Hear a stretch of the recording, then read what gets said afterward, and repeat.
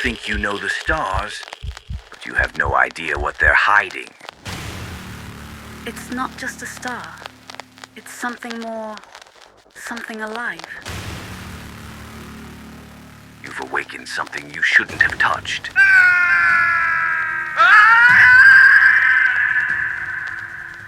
We can't leave.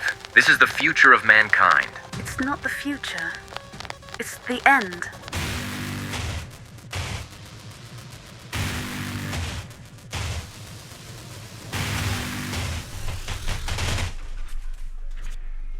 The control deck of the Charybdis hummed with a faint, omnipresent buzz of life support systems and scanners. Dr. Callum Voss leaned over the central console, his dark eyes fixed on the mesmerizing readings. The holographic display of Erebus 7 flickered before him, a throbbing sphere of violent energy, a star on the brink of a supernova. But something about the star didn't add up. Its emissions weren't random bursts of chaos, but an intricate pattern, like the beating of a heart. "This isn't right," Voss muttered, more to himself than to anyone else. "What isn't right?" Dr. Mira Hall's voice broke his concentration. She stepped into the room, brushing back a strand of auburn hair. Her tone was calm but tinged with skepticism. Mira was the pragmatic one, the counterweight to Voss's relentless curiosity. Voss gestured at the hologram.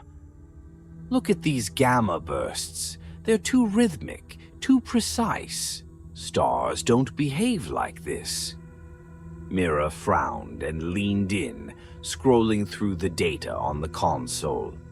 The bursts of radiation followed a repeating sequence, interspersed with low-frequency vibrations that their sensors had trouble interpreting. She shook her head. "It's a dying star. They do strange things when they're collapsing. You're looking for a pattern where there isn't one." "But what if it's not just collapsing?" Voss countered, his voice rising. "What if it's alive in some way, or something is controlling it?" Mira sighed. "Stars don't have agency, Callum. Let's stick to science." She paused, glancing at the readings again. "Though I'll admit, this is odd." Before the argument could continue, the intercom crackled and a voice filled the room. "Dr. Voss, Dr. Hall, you'd better come to the lab. You're gonna want to see this." The lab was a stark contrast to the control deck, filled with blinking instruments and tables covered in delicate equipment. Engineer Devin Ray stood at the center, his face pale and his usual cocky grin absent. In his gloved hands, he held a containment capsule filled with a glowing fragment of material, harvested earlier that day from the edge of Erebus 7's corona. "What is it, Devin?" Mira asked, her tone sharp. Devin set the capsule down carefully. "This thing, it's not just irradiated plasma. It's growing." The room fell silent. Mira and Voss leaned closer to the capsule. Inside, the fragment pulsed faintly, its surface shimmering as if alive. Thin tendrils of light snaked out from the fragment and pressed against the walls of the capsule, like roots searching for soil. "That's impossible," Mira said, shaking her head. "It's not biological. It can't grow." "Tell that to the thing inside," Devin replied, pulling off his gloves. "It's been doing that ever since I brought it in." Voss's eyes gleamed with excitement. "We need to study this carefully. This could be—" "Hold on," Mira interrupted. She pointed to Devin's hand. "What happened there?" Devin looked down at his fingers. The skin on his left hand was blotchy and discolored, veins darkened to an unnatural black. He flexed his fingers experimentally, wincing. It started itching when I touched the containment controls. Figured it was just radiation. Radiation doesn't do that, Mira snapped. She grabbed a medical scanner and ran it over Devon's hand. The device beeped erratically, throwing up data that made her stomach churn. Your cells, they're changing, mutating. Callum, this isn't normal. We have to quarantine him. Quarantine? Devon said, his voice rising. I feel fine. It's just a... You don't get a vote, Mira said firmly. She turned to Voss. We need to stop this before it spreads. Whatever that fragment is, it's dangerous. Voss hesitated, glancing between Mira and the pulsing capsule. Dangerous, yes. But this is a once-in-a-lifetime discovery. What if this is a new form of life? Something we've never seen before? We can't just destroy it. Mira's jaw tightened. If we don't destroy it, it might destroy us. Later, as the Charybdis drifted closer to Erebus 7, the crew's unease grew. The star seemed to pulse in time with the fragment's vibrations, as though the two were linked. Devon, now confined to the medbay, began hearing whispers. He claimed they came from the star itself, though no one else could hear them. In the dim light of the control deck, Voss stared at the holographic projection of the star. His fingers hovered over the console, pulling up waveforms of the radiation bursts. The patterns were clearer now, almost like an encoded language. He felt as if the star was speaking to him. Mira entered, her face drawn. Devon's getting worse. His skin, it's turning black like the veins are spreading. I've never seen anything like it. Voss barely heard her. What if it's trying to communicate? He murmured. What if the star, whatever's inside it, is intelligent? Mira grabbed his arm. Callum, stop. Listen to me. This isn't just about science anymore. Devon is... The ship shuddered violently, throwing them both off balance. Alarms blared as the lights flickered. A voice crackled over the intercom. Captain, we're picking up something new from the star. Massive energy spike. No, wait. The message cut off. Voss and Mira raced to the observation deck, where the massive, roiling surface of Erebus 7 filled the viewport. The star's radiation flared, casting the ship in an eerie, golden glow. Tendrils of light stretched out from the star, almost as if reaching for them. What the hell is that? Mira whispered. Voss's face was pale. It's waking up. The silence inside the Charybdis was suffocating, broken only by the rhythmic hum of the ship's engines and the faint crackle of static from the star's energy bursts. Dr. Mira Hall gripped the edge of her console, her eyes fixed on the external scans. There it was, a vast dark structure orbiting Erebus 7, hidden until now beneath the intense radiation. The structure dwarfed their ship, stretching miles across, its surface glinting faintly like burnt obsidian under the star's erratic glow. It's not natural, Mira said, her voice hushed. There's no way this is a natural formation. Beside her, Dr. Callum Voss stared in awestruck silence. His mind raced with possibilities, but one thought rose above the rest. Whatever this structure was, it wasn't dead. The faint ripples across its surface, subtle but unmistakable, suggested motion. Life. Bring us closer, Voss said, his voice low and insistent. Mira snapped her head toward him. Closer. Are you insane? We don't even know what that thing is. It could destroy us. Exactly, Voss replied, his eyes glinting.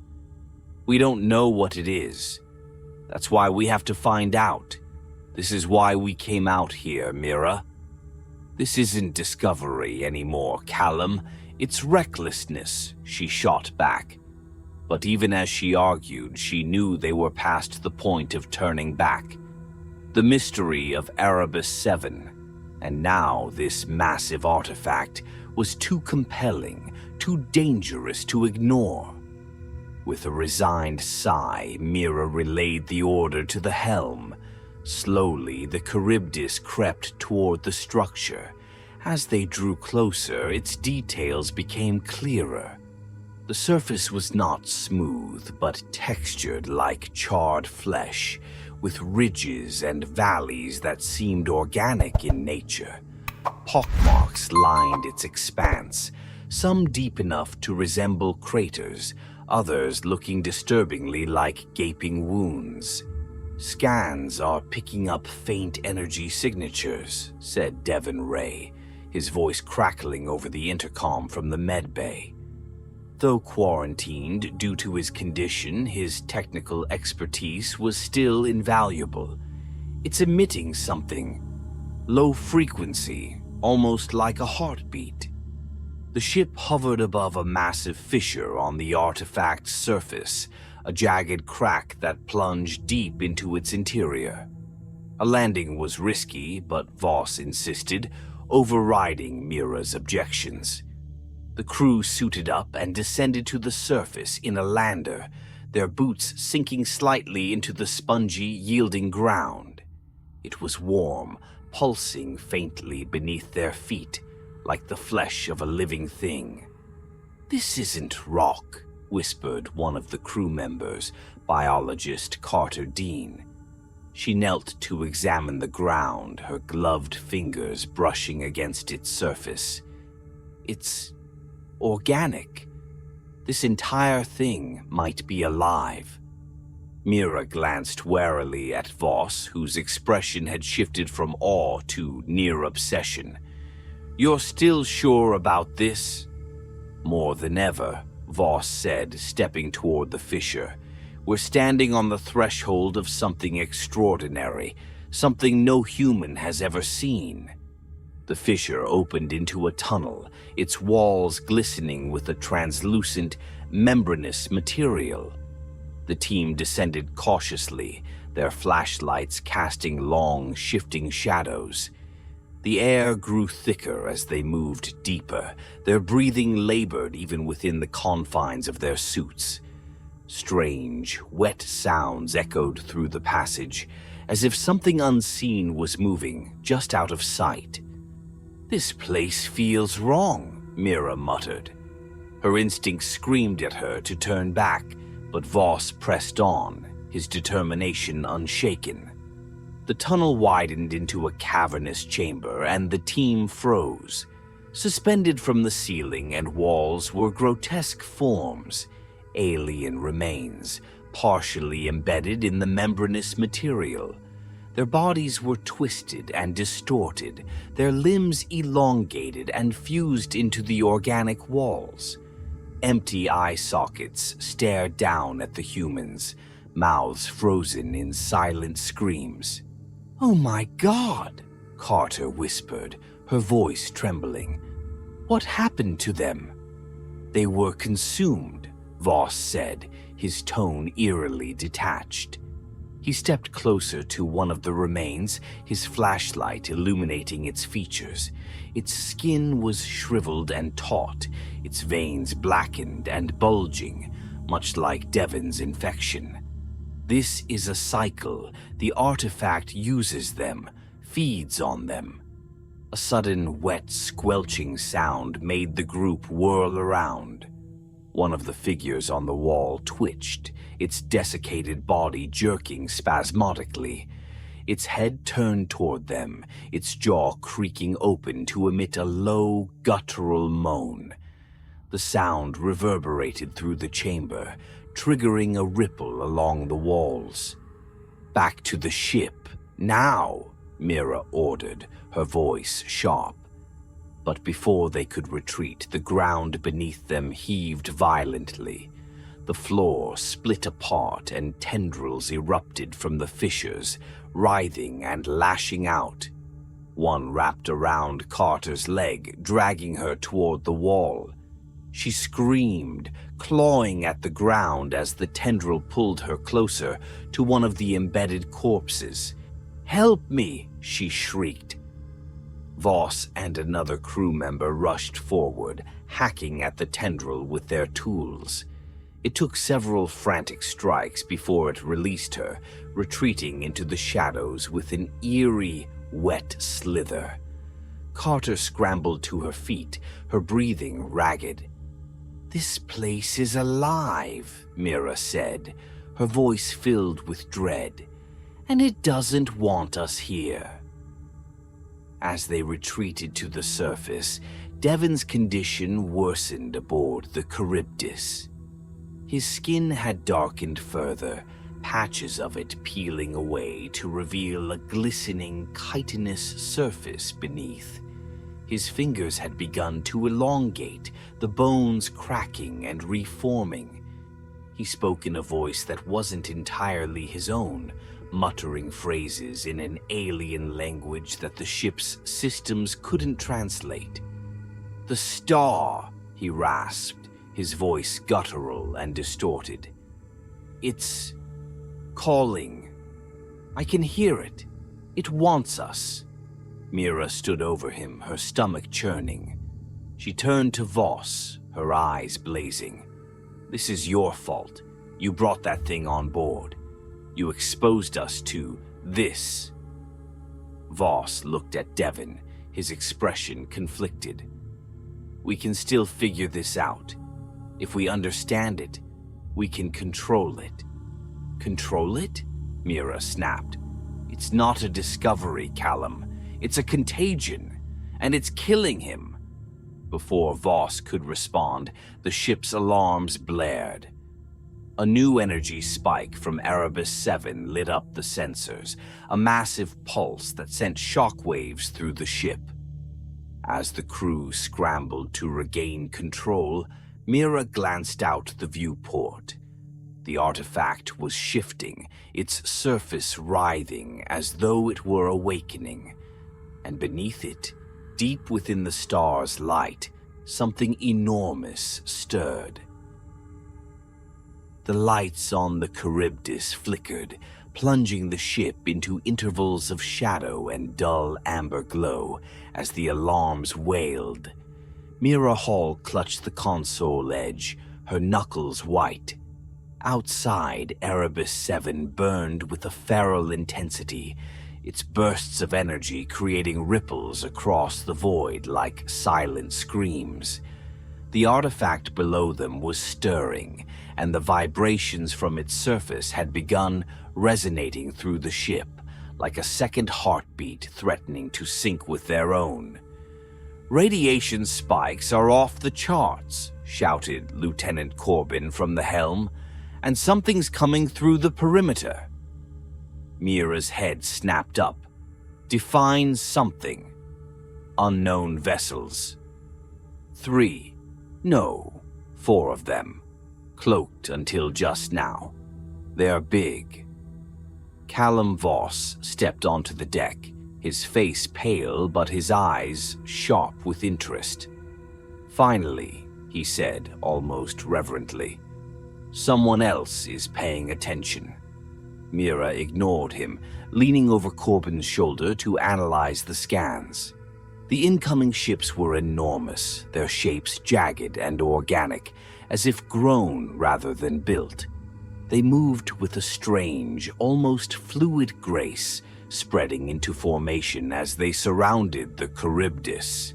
Energy signatures flared, and a low, pulsating hum resonated through the hull. "They're hailing us," Corbin said, his voice strained. "Audio only." "Put it through," Mira ordered, stepping back as the static crackled. The voice that emerged was a distorted amalgam of clicks, guttural tones, and eerie harmonics. It was impossible to tell if it was a single speaker or a chorus. Words began to filter through, the ship's systems struggling to translate. "Humans, you trespass in what must remain untouched." Voss stepped forward, his face a mixture of excitement and caution. "Who are you? Why are you here?" The voice didn't respond immediately. When it did, the words were sharper, filled with warning. "You meddle with what you cannot comprehend. Erebus 7 is not your domain. Leave now or suffer." Mira's stomach churned at the alien voice. "We didn't come here to fight," she said, her voice steady but tense. "We're scientists. We're here to understand." "Understand?" the voice hissed. "Your kind always hungers, always takes. Erebus 7 is not a star. It is a prison." That word sent a cold shiver down Mira's spine. She turned to Voss, who looked unconvinced. "A prison for what?" she demanded. The alien voice did not answer directly. Instead, the ships began to reposition, encircling the Charybdis in a deliberate, predatory way. Then something new appeared on the artifact below, a fissure opening, releasing a torrent of shimmering spores into the void. They swirled like dust caught in a beam of light, drifting toward the human ship. The Velith, for that's what these creatures were, reacted instantly. Their ships fired precise bursts of energy at the spores, disintegrating them before they could spread further. The lead Velith ship turned its weapons toward the Charybdis. The voice returned, colder now. "You have disrupted the seal. Your presence threatens all. You must leave or be annihilated." Mira grabbed Voss by the arm. "They're serious, Callum. We need to go." But Voss shook his head, his face set with determination. "Number, they're trying to keep this to themselves. Whatever's down there, whatever's inside that star, they want it for themselves. They're afraid we'll uncover it." "They're afraid for us," Mira snapped. "You heard them. This isn't just a star. It's containing something.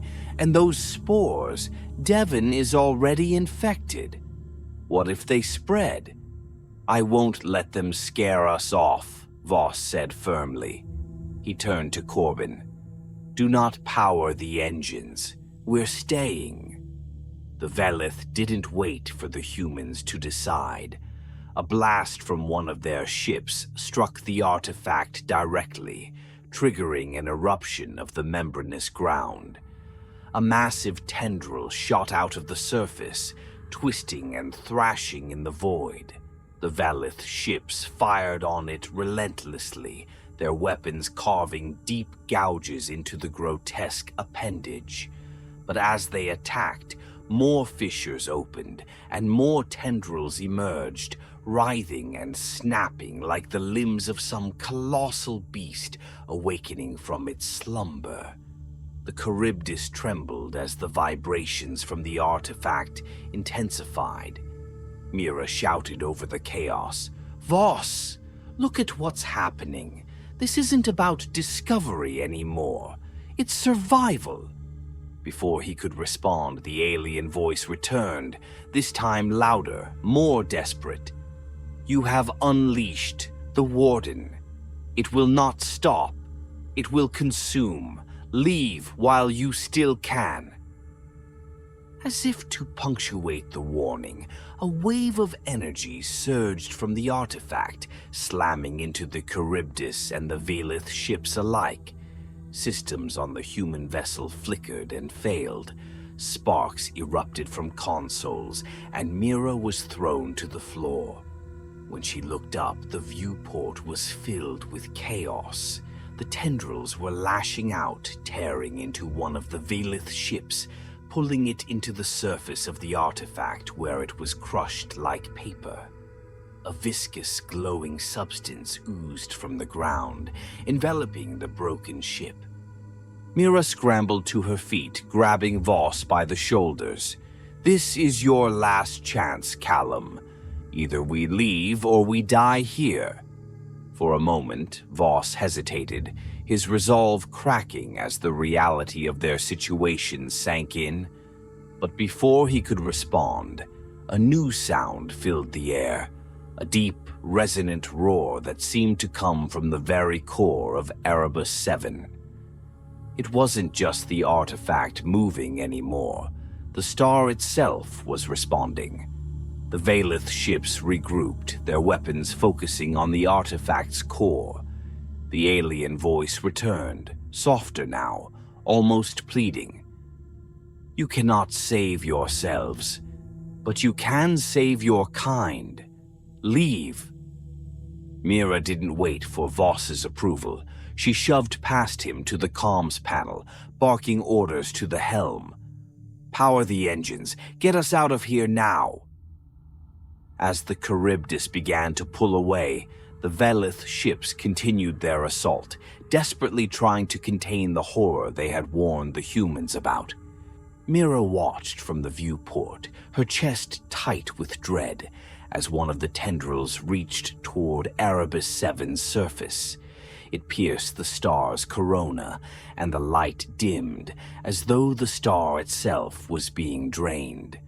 Voss stood behind her, silent for the first time since their mission began. "What have we done?" he whispered.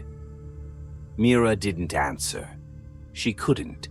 All she could do was watch as the nightmare unfolded, her only thought now of survival, and the growing certainty that they wouldn't be able to escape the thing they had unleashed.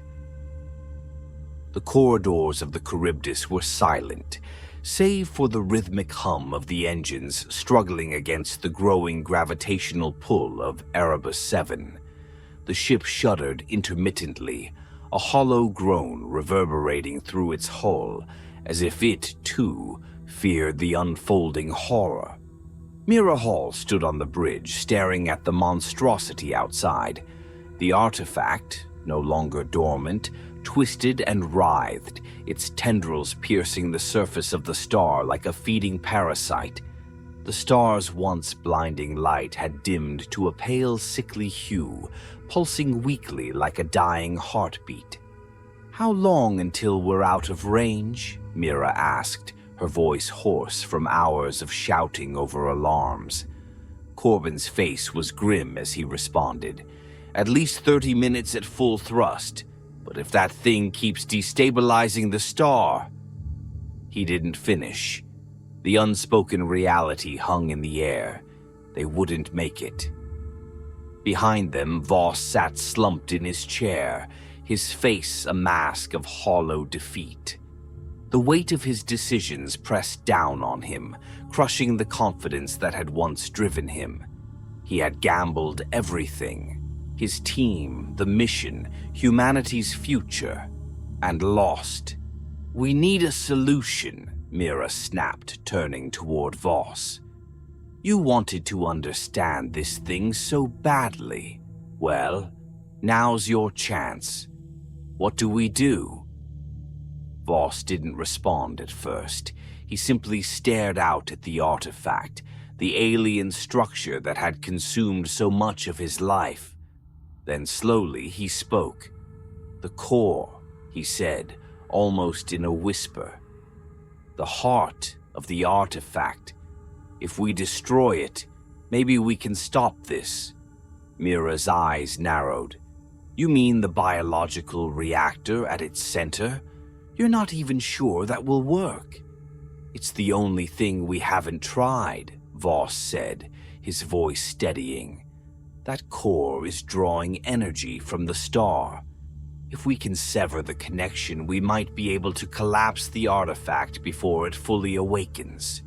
And how do you suggest we do that? Mira asked, though she already knew the answer. Her stomach churned at the thought. Voss glanced at her, his expression grim. The ship's nuclear core. If we overload it and detonate it inside the artifact, it might be enough to destroy the reactor. Mira's chest tightened. She felt the weight of his words pressing down on her. That would kill everyone on board. Voss nodded. That's why it has to be manual. Someone has to stay behind to ensure the detonation goes off. The room fell into silence. The low hum of the engines and the distant sounds of the artifact thrumming in the void seemed louder than ever. Mira closed her eyes, forcing herself to breathe. "I'll do it," she said finally. Voss's head snapped up. "Mira, no, you don't have to." "Yes, I do," she interrupted. Her voice was firm, unyielding. "This is my call. You've made enough decisions for all of us, Callum." "Mira," Voss began, but the look in her eyes silenced him. He saw no anger there, only a deep, quiet resolve. The ship's lander descended toward the artifact for the last time. Mira sat in the cockpit, the controls trembling in her hands as the gravity of the star pulled at them. The artifact loomed ahead, its tendrils writhing like the arms of a drowning god. Every instinct in her body screamed at her to turn back, but she forced herself forward. "Radiation levels are spiking," Corbin said over the comms, his voice tight. "You've got 10 minutes before your suit starts failing." "Understood," Mira replied. She kept her voice steady, though her hands were shaking. As the lander touched down, she stepped out onto the pulsating surface. It was warmer now, alive with motion, and every step she took felt as though the ground beneath her feet might pull her under. She carried the detonator slung over her shoulder, a compact device linked to the ship's overloaded reactor. The weight of it seemed insignificant compared to the crushing dread in her chest. The fissure leading to the core was still open, the tunnel darker and more oppressive than before. The walls seemed to close in as she descended, the translucent membranes trembling with each vibration from the star. Whispers echoed faintly in the air, an alien chorus that made her skin crawl. She gritted her teeth and pressed on. The core chamber was exactly as she remembered it, but now it pulsed with a terrible energy. The biological reactor at its center was a massive, throbbing organ, its surface slick and glistening. Veins of liquid light crisscrossed its surface, feeding into the tendrils that stretched out toward the star. The air was thick, and Mira's breathing became labored, her suit's filters struggling to keep up. She placed the detonator at the base of the reactor, securing it with trembling hands. As she activated the device, a low, resonant hum filled the chamber. The core reacted, its pulsations growing faster, more erratic. Mira stepped back, her heart pounding in her chest. Then she heard it, a voice, low and guttural, emanating from the walls themselves. It wasn't the Velith, nor was it entirely alien. It was something far older, deeper, and incomprehensibly vast. "Why? Do you resist?" it asked, the words vibrating through her very bones. "You are but a spark. I am eternal." Mira clenched her fists. "Whatever you are, you don't belong here. You've taken enough." The voice rumbled, amused. "You think you end me. You think you matter. I will consume. You are nothing. The core began to writhe, tendrils extending toward her. Mira turned and ran, the detonator's timer ticking down in her visor. Her lungs burned as she scrambled up the tunnel, the artifact's walls closing in around her, the whispers rising to a deafening crescendo. Back on the Charybdis, Voss watched from the viewport as the artifact began to convulse, its tendrils retracting and lashing out in frantic, chaotic movements. The star's light flickered, dimming further. He knew Mira wouldn't make it back, but he couldn't tear his eyes away. "Mira," he whispered. The explosion came moments later.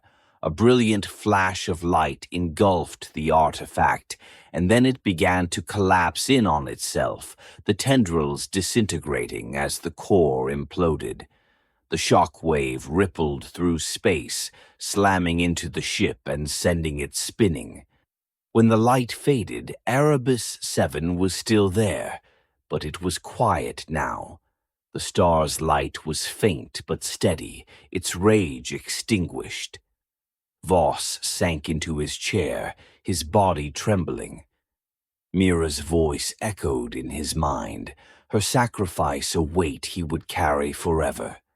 But she had done it. She had stopped the entity, saved humanity, at least for now. As the ship limped away from Erebus 7, Voss glanced at the star one last time. He didn't notice the faint, drifting speck of light, one last spore carried on the remnants of the shock wave, drifting silently into the void. And far away in the direction of a distant, habitable world, a faint glow began to bloom in the darkness.